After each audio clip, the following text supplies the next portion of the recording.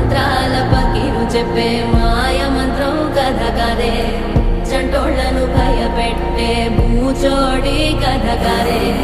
తాత ముత్తాతమ్మల భూతాల కథ కదే విక్రమాదిత్యుడు చెప్పిన వేదాళుడి కథ కదే దీపము నుండి దెయ్యం వచ్చే అల్లావుద్దీన్ కథ కదే ఇది ముడత చర్మం ముసలి చెప్పే కథ లాంటి నిజమే